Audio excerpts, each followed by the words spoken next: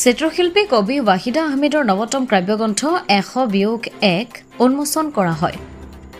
এই উপলক্ষে শনিবাৰে বিয়লি মহানগৰীৰ হেৰিটেজ উদ্দেশ্যৰ প্ৰেক্ষাগৃহত বিয়লি ৫ বজাৰ পৰা ৰাজ্যখনৰ বিভিন্ন ক্ষেত্ৰৰ ভালেসংখ্যক গণ্যমান্য ব্যক্তিৰ উপস্থিতিত এক গাম্ভীৰ্যপূৰ্ণ অনুষ্ঠান অনুষ্ঠিত হয়। বিশিষ্ট সাহিত্যিক অনুবাদক তথা মেলুহা গ্ৰন্থৰ বাবে সাহিত্য অকাডেমীৰ অনুবাদ বঁটা বিজয়ী বিপুল দেউৰী, শিক্ষাবিদ তথা এছবি দেউৰা মহাবিদ্যালয়ৰ অধ্যক্ষ ড ধৰ্মেন্দ্ৰ নাথ, কটন বিশ্ববিদ্যালয়ৰ ইংৰাজী বিভাগৰ সহযোগী অধ্যাপিকা ড মেৰী বৰুৱা, IITৰ ডিজাইন বিভাগৰ সহকাৰী অধ্যাপক মৃগাংক মধুকৈল্য, পৰ্যটন উন্নয়ন নিগমৰ মহাপ্ৰবন্ধক ভাস্কৰজ্যোতি বৰুৱা, বিশিষ্ট সাংবাদিক তথা প্ৰথম খবৰ নিউজ চেনেলৰ মুখ্য সম্পাদক প্ৰণয় বৰদলৈ গৌৰৱময় উপস্থিতিত গ্ৰন্থ উন্মোচনী অনুষ্ঠানটি সাফল্যমণ্ডিতভাৱে অনুষ্ঠিত হয়। বিশিষ্ট ব্যক্তিসকলে গ্ৰন্থখন উন্মোচন কৰাৰ পিছতেই অনুষ্ঠানটিত কবি ৱাহিদা আহমেদে তেওঁৰ কাব্যৰ সৃষ্টিৰ প্ৰেৰণা, উৎস আৰু আঁৰৰ কথা ব্যক্ত কৰে। তেওঁ যিহেতু এগৰাকী চিত্ৰশিল্পীও, সেয়েহে তেওঁৰ কবিতাসমূহত ছবি আৰু কাব্যৰ মিশ্ৰণ হোৱা বুলি উল্লেখ কৰিছে।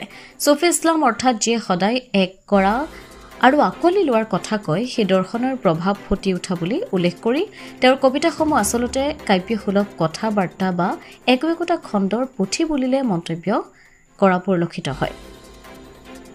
অন্যহাতে অনুষ্ঠানটিত উপস্থিত থকা বিশিষ্ট ব্যক্তিসকলে লেখিকাৰ গতানুগতিকতাৰ পৰা পৃথক কবিতাসমূহ দেখিবলৈ পোৱা অভিনৱত্ব, ব্যতিক্ৰমী অনুভূতিৰ স্বতঃস্ফূৰ্ত প্ৰকাশ, অতীত কাতৰতা আৰু নষ্টালজিয়াৰ প্ৰভাৱ, নতুন বিষয়বস্তু, নতুন শৈলীৰ লগতে কবিৰ মানুহৰ প্ৰতি থকা অকৃত্ৰিম প্ৰেম, স্নেহ, ভালপোৱা আৰু পবিত্ৰতা আদিবোৰ ৱাহিদা আহমেদৰ কবিতাৰ অন্যতম উল্লেখযোগ্য বৈশিষ্ট্য বুলি উল্লেখ কৰি কবিক অভিনন্দন জ্ঞাপন কৰা হয়। প্ৰকাশন প্ৰতিষ্ঠান বুকবেলৰ দ্বাৰা প্ৰকাশিত কাব্য গ্ৰন্থখনৰ পৰা কেইবাটাও কবিতা পাঠ কৰি উপস্থিত গণ্যমান্য দৰ্শকক আপ্লুত কৰে মুক্তি দেৱীয়ে।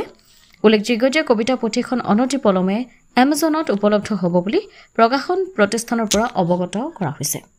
ব্যুৰো ৰিপৰ্ট, অমৃত নিউজ 24/7। অমৃত প্ৰবাহ অসমীয়া সাপ্তাহিক কাকতৰ ডিজিটেল সংস্কৰণ অমৃত নিউজ, সত্যৰ সন্ধানত অমৃত নিউজ।